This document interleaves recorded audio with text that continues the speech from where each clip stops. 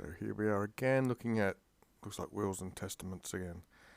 Now, L. Valerius, to whose cognomen or last name was Heptocordus, he experienced a Tagatum hostem. This is like an inimicum, a private enemy, or whose name is Cornelius Balbus, inasmuch as by his the works of him and in the planning, he was vexatus. That's a V there, even though it looks like a U.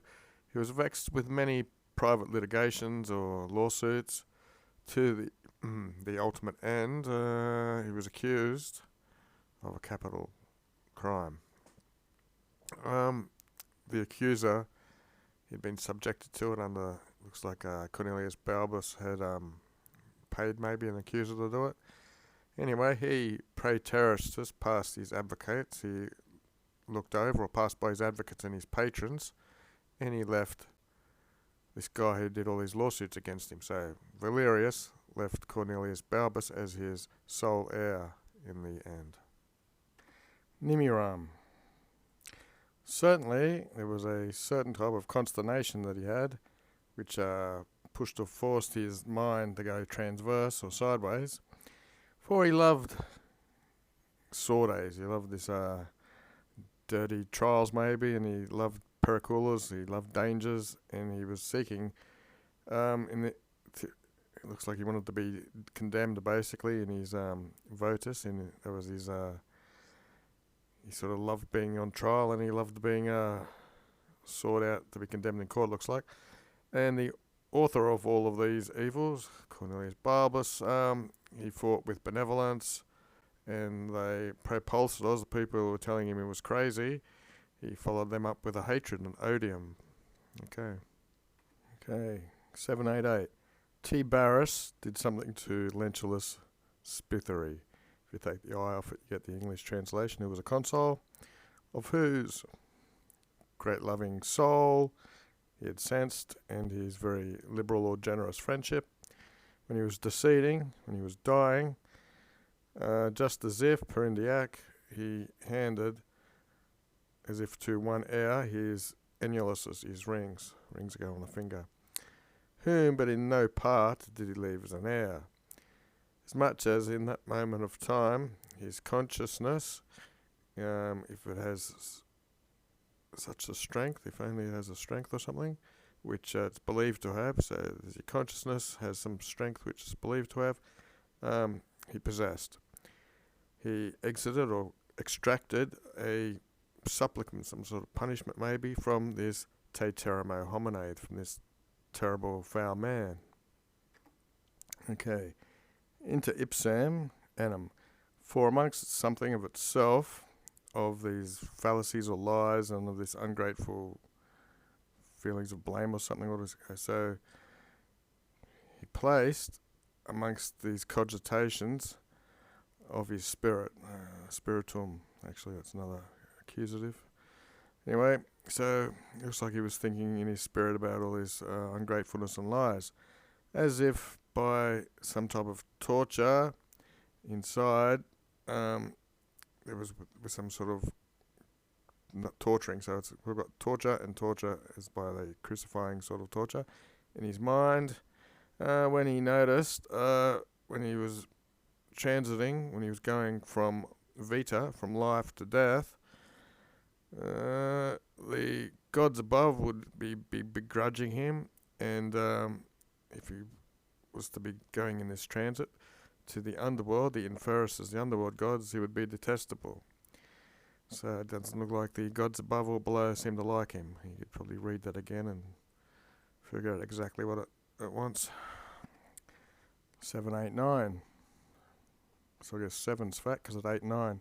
Anyway, now M. Pompilus of the senatorial order, from going into his age, from his young age, had a very familiar friend called Opium Gallus. Dying for this right of old friendship for himself, he respected, looked at him with a vultu benigno, with a kind face, and with words, goes with that, he was bearing words of great love, pray say, for himself because of him. And even one from the many people who were city batting.